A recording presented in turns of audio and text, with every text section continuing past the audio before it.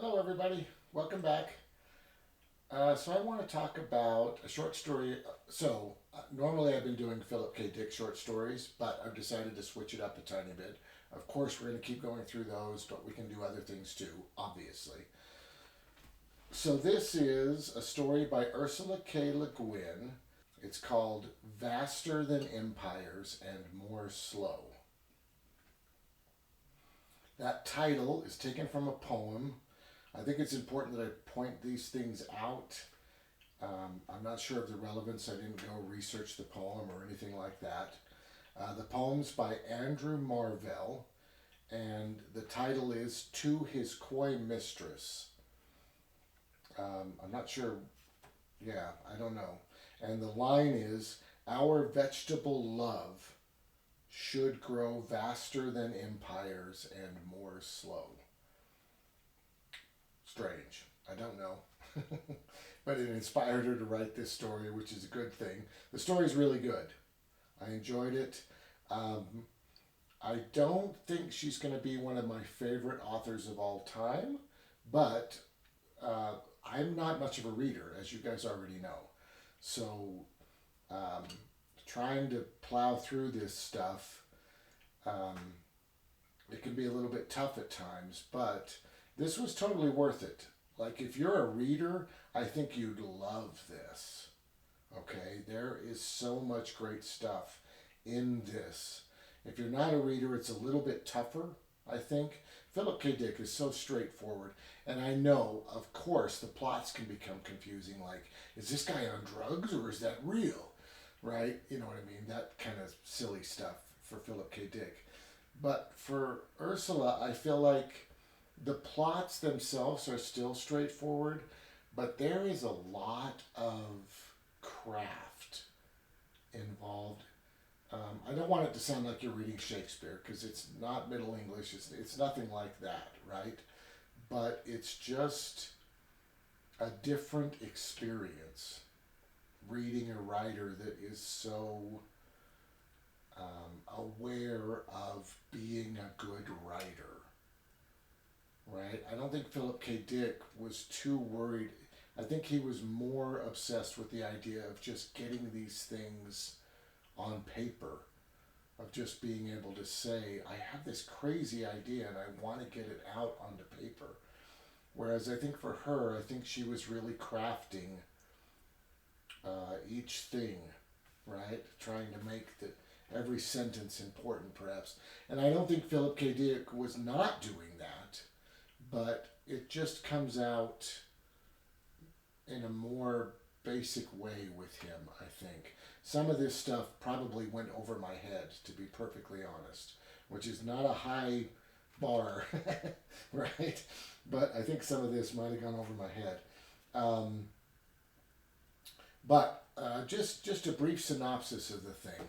So, um, uh, this takes place in a universe that she had already created earlier. Okay, this is a short story that takes place in a universe she made up earlier. Apparently, in her universe, Earth is not where humans began. Earth is a settled colony. Okay, um, by a place called Hatia, I think. So there's this planet Hatia that spread out and settled a bunch of other planets, including Earth. But then somehow the planets lost contact with each other and they forgot that that happened, which is a little bit weird. But there could have, I mean, dumb stuff. None of this is in this story, or I think in any of her. I don't think she goes into how that happened. But if there was some big catastrophe on Earth and somehow we all got reduced to cavemen and then we slowly built up again, right? We could totally forget. We don't know what happened before we were cavemen, except for fossils that we find. And we don't know what happened before the fossils, right? If there was a big extinction event and the Earth turned to lava again, but then you'd wonder, how did humans come back?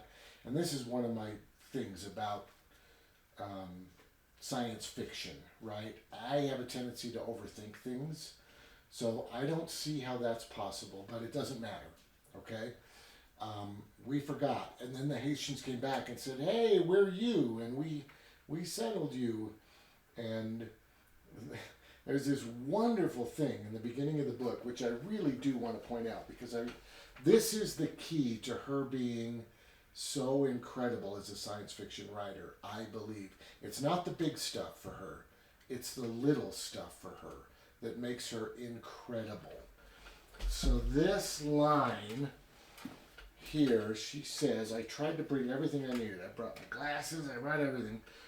So the humans decide, hey, that's a bunch of crap. We can go out into space too, right? So she writes here, okay, all the known worlds went back to the Hanish. Oh, sorry. Hainish, I guess, is the Hainish. Okay, origin. And the Terrans, having been not only founded, but salvaged by the Hainish, resented this. They wanted to get away from the family. They wanted to find somebody new. The Hanish, like tiresomely understanding parents, supported their explorations and contributed ships and volunteers, and did several other worlds of the League.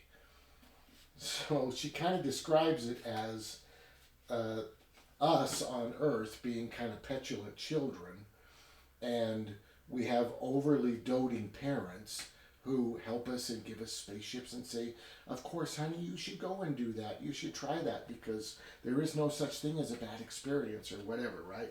And I believe that she did get raised in a family that had a lot of privilege. So I feel like she could kind of resent that doting parent attitude of course you can do it. We believe in you kind of thing, you know. I don't think most of us grew up that way, but I thought it was just really endearing and touching the way she described the relationship between the people from Earth and the people from this place that created Earth, and how Earth was kind of mad and they had their feelings hurt because they didn't get to be themselves, you know. So I really liked that, and I really think that she deserves all the praise that she gets because of things like that. Her ability to, all through this story, to describe things in such a human, normal way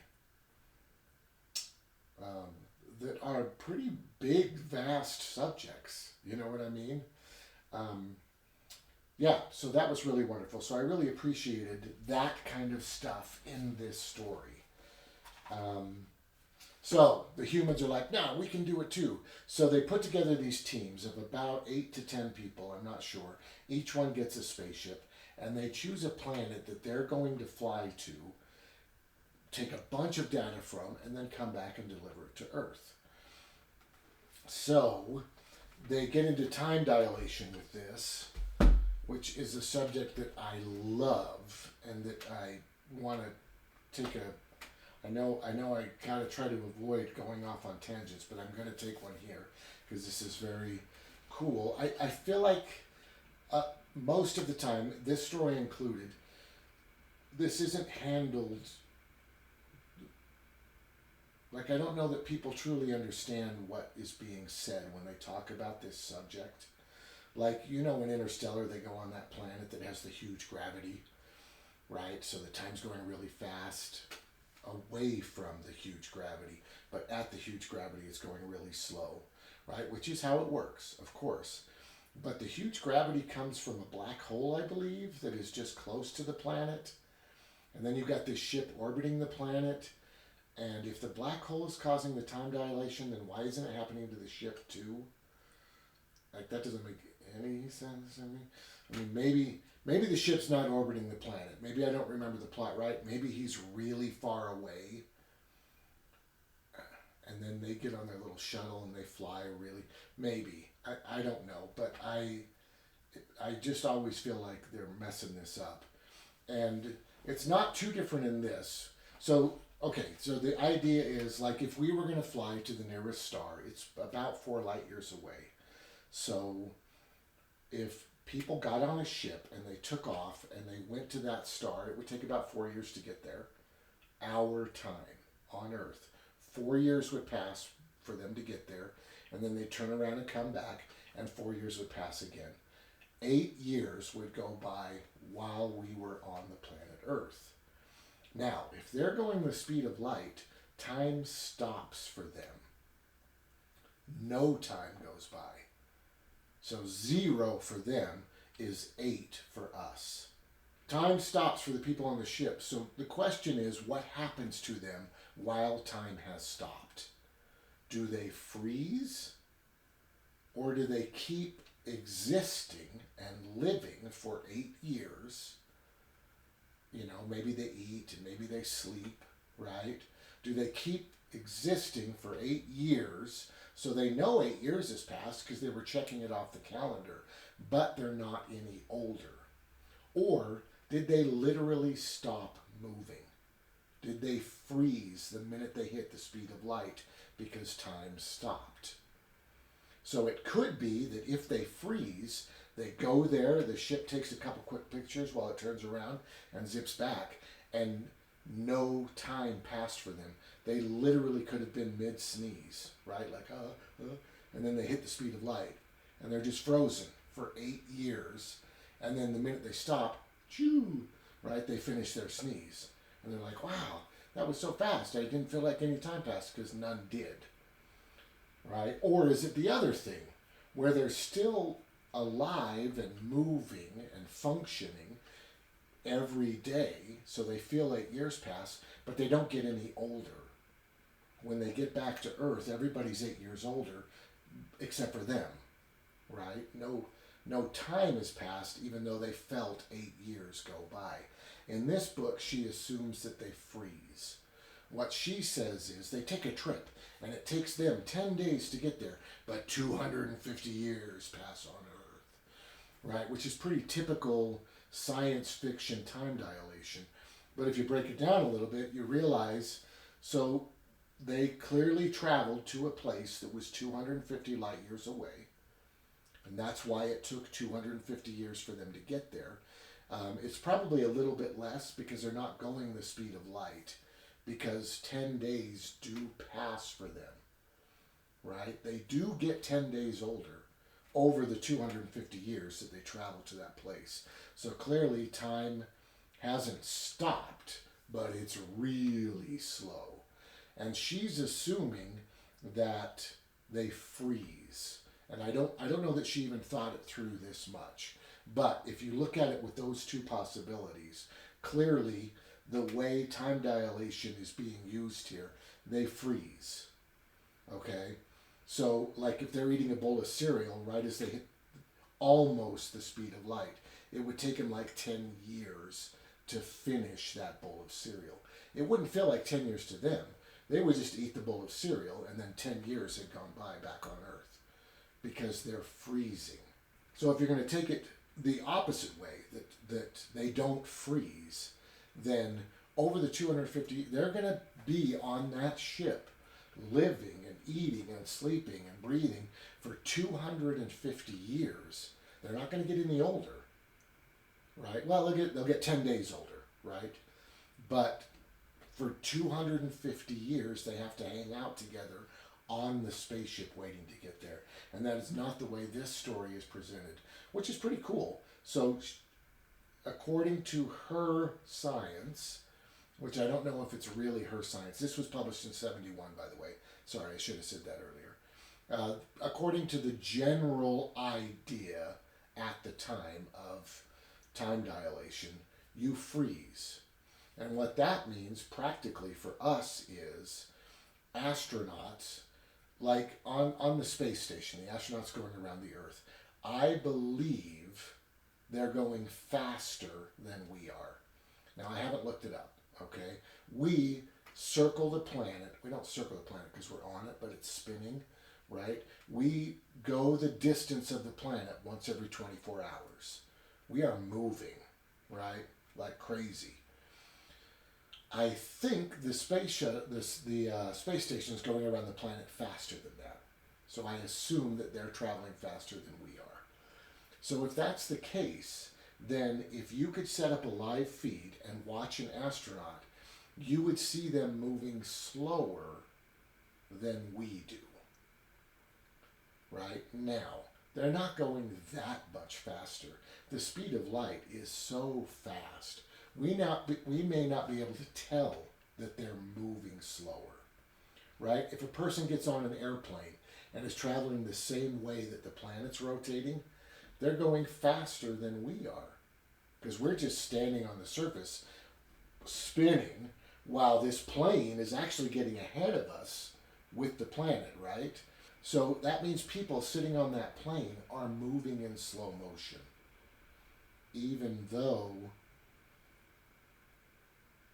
we can't tell, right? If they call you, it would seem like we're going the same speed. And I don't think we'll be able to tell for a long time if you freeze when you go the speed of light, or if you just live normally. It'll be interesting as we make discoveries about speed versus time. Right now, we just can't go fast enough to really tell. We do know that it happens because we've put an atomic clock on a plane and on the ground. The plane flew around the planet, and when they got off the plane, the clock was slower. It was behind the clock that stayed on the Earth. Time passed slower. Now, it was only like 1 second or something, right? Because the speed of light is so fast.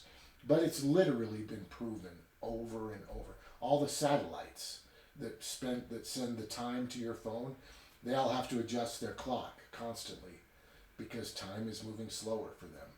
They're like, oh shoot, my clock's behind. Oh shoot, my clock's behind. Right? They have to do that all the time because time is moving slower for them. Okay, so sorry. Crazy segue. I really love that. I didn't love it in the story because I feel like she was just saying what every random sci-fi show and book says, which is they only went for 1 day and 1,000,000 years passed, right? Which is possible, but they're not getting into it, right? They're not really getting into the science. That's a whole other thing. Okay, so it takes them 10 days to get there. 250 years pass back on Earth. They arrive at the planet. They've got like 8 different people on the ship with them. One of them senses emotions, right? It's like Troy on Star Trek, which is a little bit ahead of its time, I believe. I know it's been brought up a ton in our culture, but ahead of Star Trek, Next Generation anyway, because that didn't come out till like 88 or 89. But that's what I think of when I think of somebody who can sense emotion. So it was before that. And this person hates everyone on the ship, and everyone on the ship hates this person because any time one of them gets near the person can feel all of the negative emotion. The person's kind of an albino, so they have really almost clear skin, so you can see their veins and tendons and stuff. You can see their bones around their eyeballs, and you know that they look a little bit strange, right? So when somebody meets them, instead of just being able to say, "Oh, hi, how are you? Nice to meet you," every tiny judgment that person feels, that they're not saying, they're not conveying, but every tiny judgment that they feel, that person gets. So they're always like, that's not what you're thinking, get away from me. And it just turns into this horrible, toxic relationship. Because the more he pushes them away, the more they hate them. You know what I mean? So everybody hates this empath, and this empath can't stand being around them. Literally, the empath wears a plastic bag over their head because, in theory, the plastic bag lessens the constant onslaught of emotion that this person has to feel when they're around these other humans. So a terrible relationship. And I thought that that was really cool too, right? Because that's not a Troy thing. Troy has the ability to say, okay, so that person doesn't like the color of my shoes, but I'm not going to hold that against them because I judge people based on the way that they act, not on the way that they feel.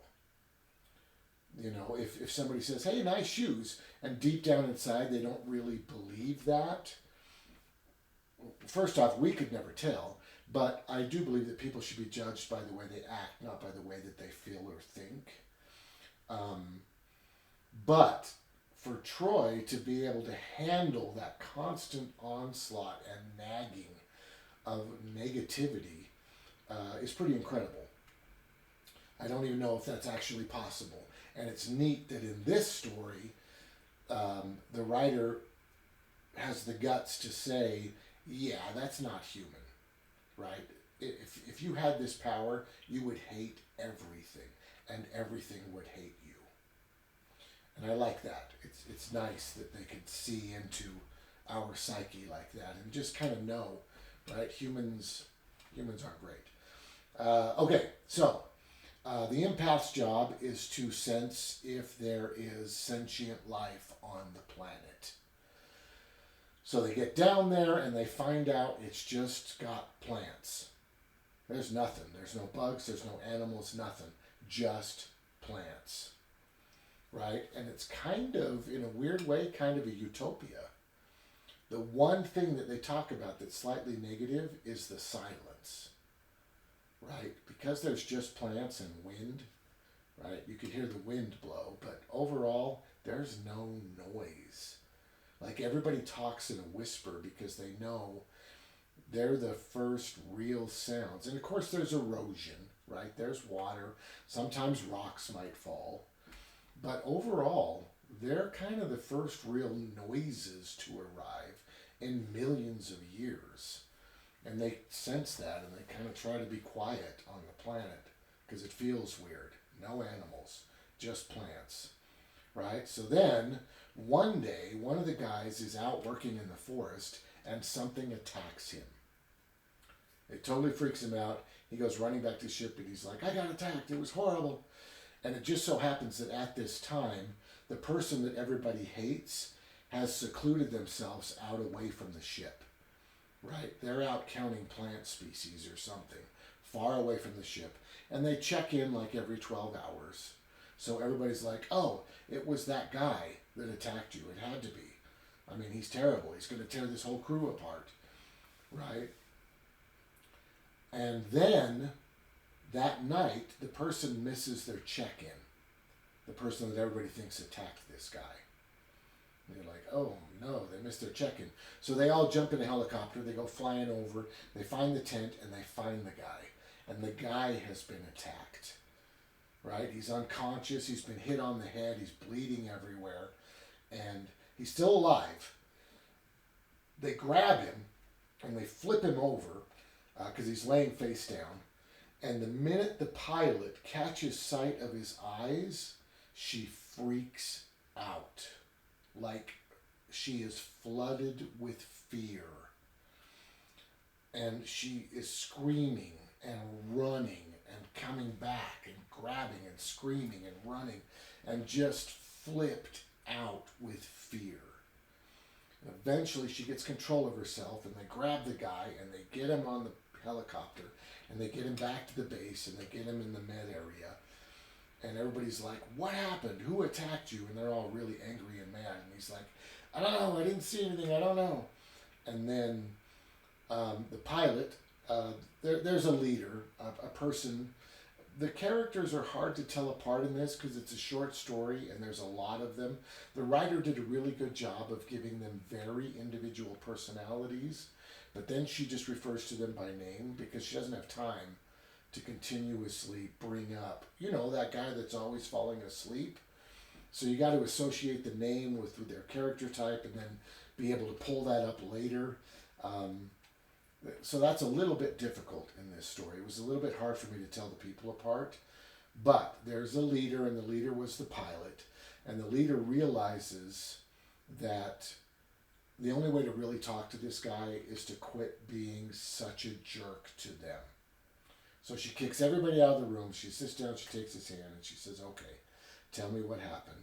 And he says, I don't know what happened. All I know is I felt huge fear. Something is terrified. Terrible fear. She's like, okay. So then it turns out later, the whole crew is starting to get affected by this weird fear.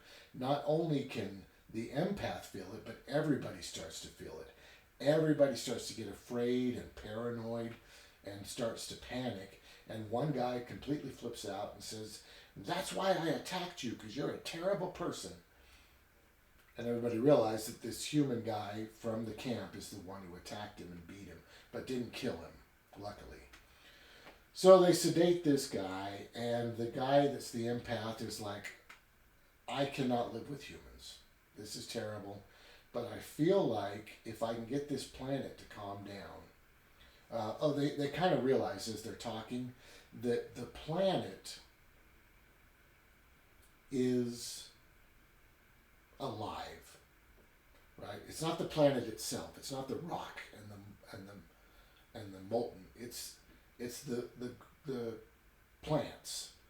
All of the plants are connected over the entire planet, and they are one big brain. Now, they don't have a written language. They don't think thoughts, but they do feel emotion.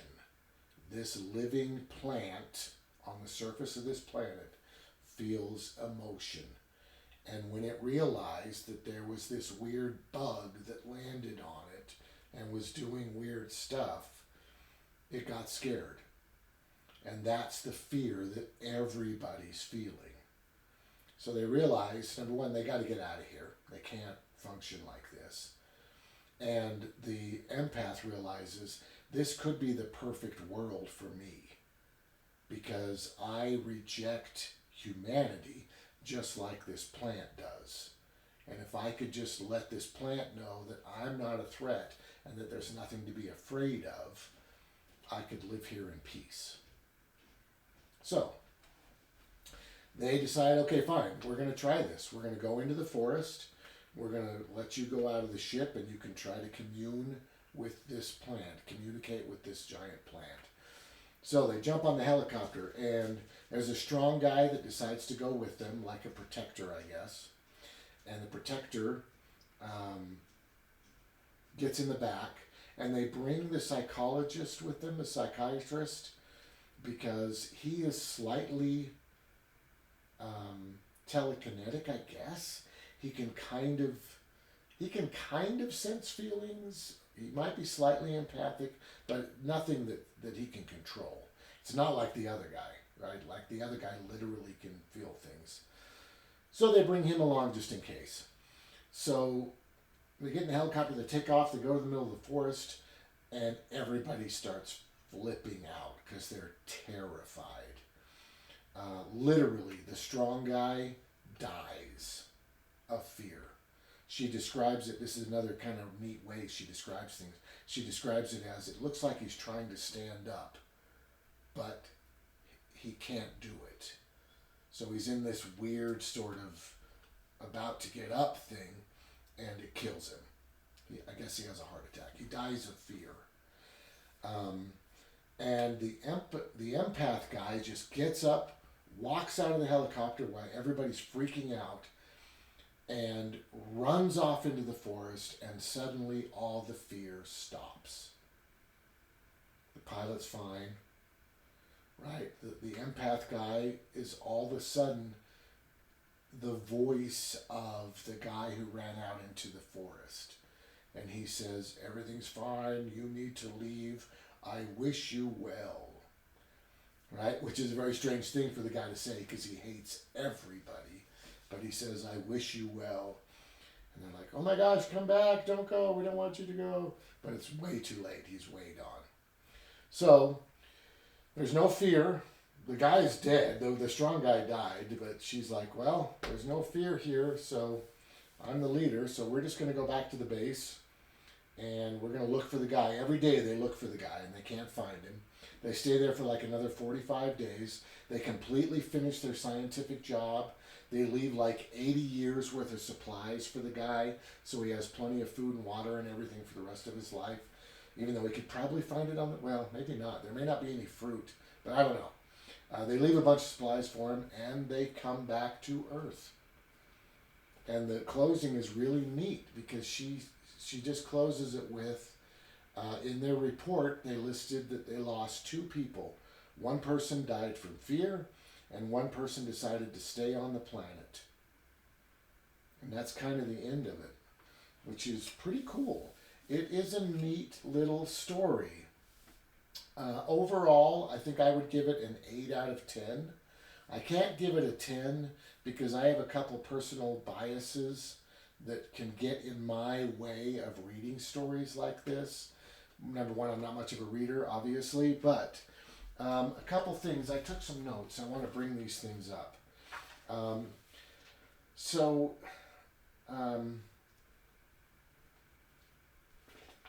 on the wrong page. Here we go.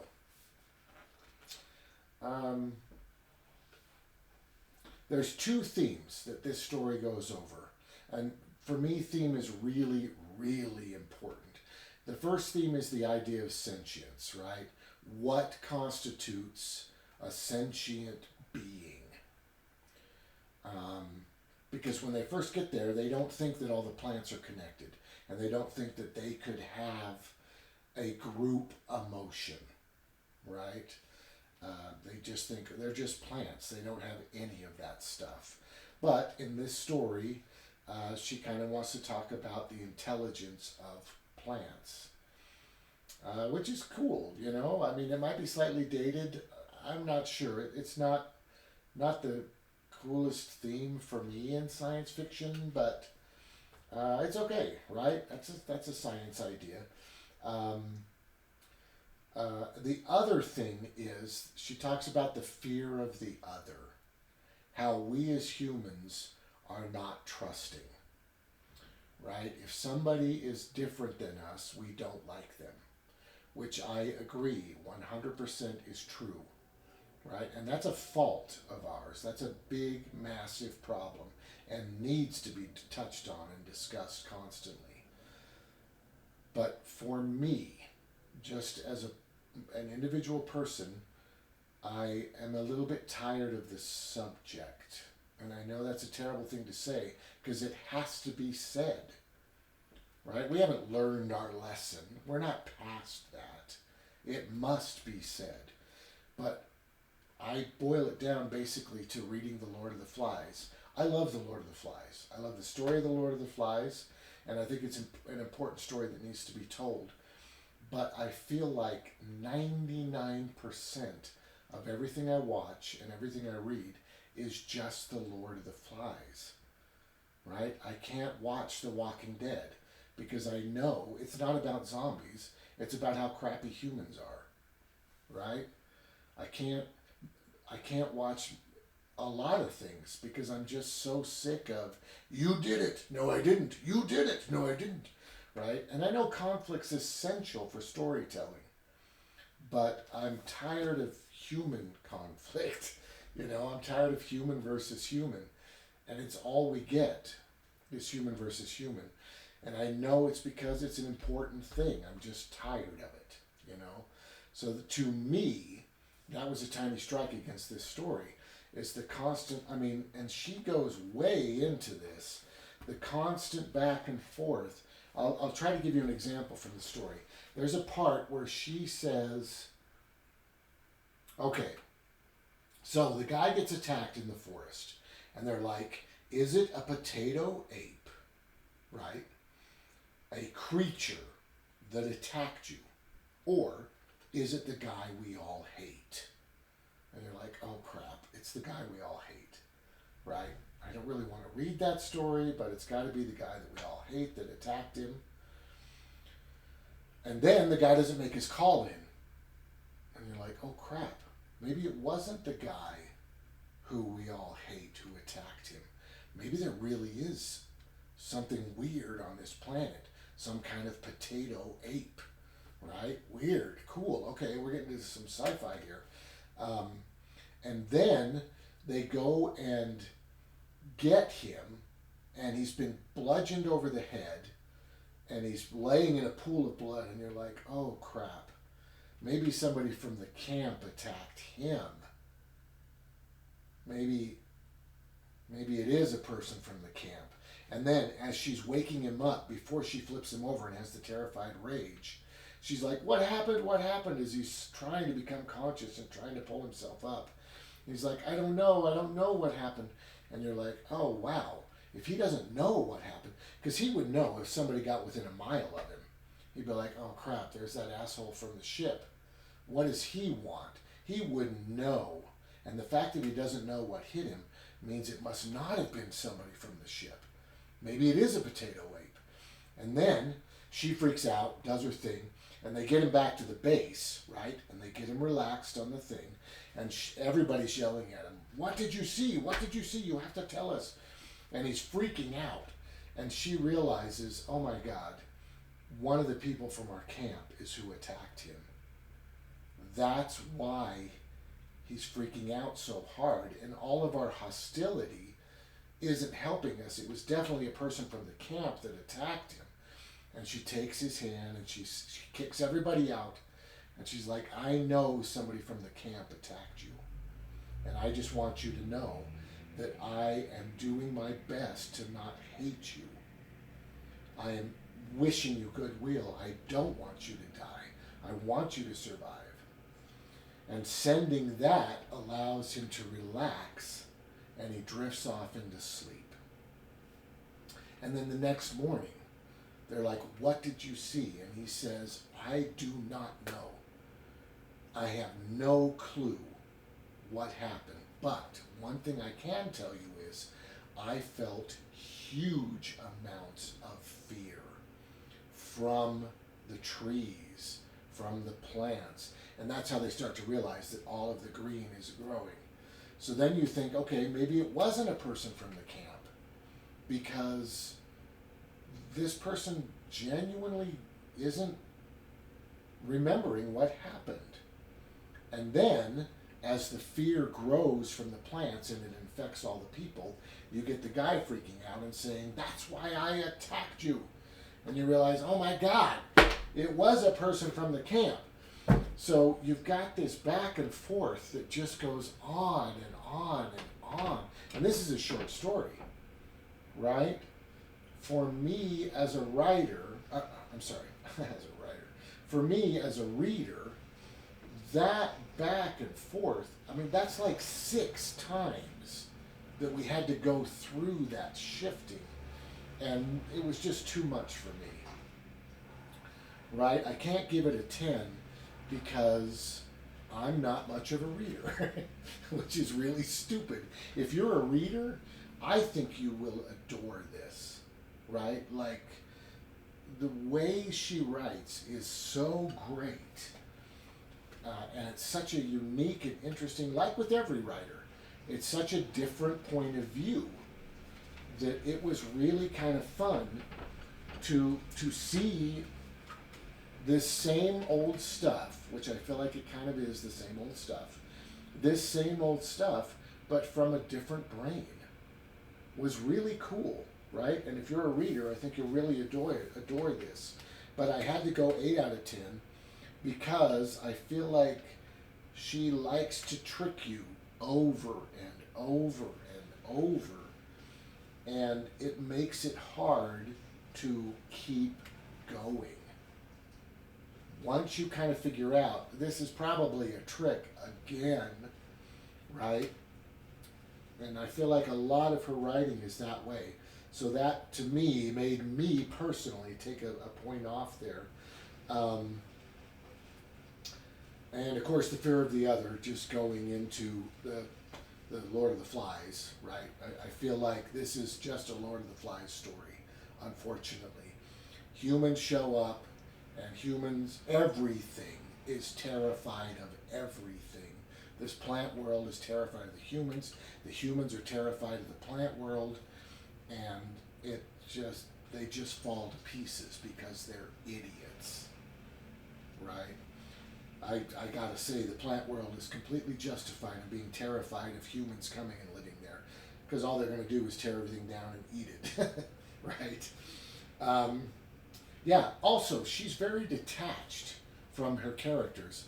the The opening of the book is a bunch of people volunteer to go out into space, which means they're completely insane, because no one in their right mind would desire to do that. So we're going to look at these completely deranged, insane people and watch them fall to pieces. And that kind of outside perspective, it felt a tiny bit judgy and a tiny bit weird. And because she wasn't attached to them, it was hard for me to get attached to them. That was a little bit funky for me. I thought that was an odd approach to be like, oh, watch this weirdness. You know what I mean? Also, obviously, I don't believe that she's a scientist, which is kind of a dumb thing to say because she's an amazing writer. Why the hell would she be a scientist as well? But I feel like she's studying human behavior and humans, not weird science things. And I do like the weird science part. Like, I would describe this as all heart with no science. A little bit like I get into with the Star Trek stuff, right? It doesn't ruin it at all. But there's a weird part where she talks about how all the plants are connected all over the planet. And if there's a big ocean, it just communicates by having pollen float across the ocean. And then when it lands on this side, it delivers its information.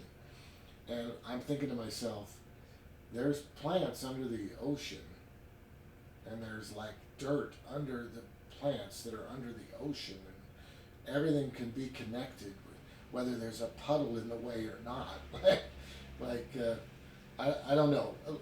Weird things like that kept happening to me while I was reading it. I don't feel like the science was as well thought through as the human stuff, right? Which is totally arrogant and bizarre, but it's me. I'm like, that doesn't make any sense to me. Yeah, whatever. But it made me not enjoy the story quite as much, right? Also, one weird thing that I do have to bring up, and I didn't want to bring this up. I was like, this doesn't need to be a part of this video, but now I feel like I have to say it because of this weird character. There's a woman who goes on this mission with everybody whose whole purpose is to have sex with everyone. That's her job, I think. Like when you first meet her, she's painting her fingernails and talking about the people that she's going to sleep with.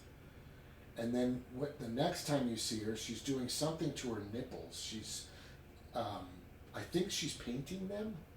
I think the word they use is adorning them somehow. I don't know. And she's asking that her roommate get out of the room because she's going to have sex with somebody. And then later on in the story, it says that she has sex with everyone on the mission. And it brought up a weird thing, because I'm like, okay, we've got a female writer, so we don't have to deal with any of that shit. But then we do have to deal with it, and I had to check myself and be like, okay, women like sex. If you're going to be gone for, 2 months, that's a long time. That's a long time.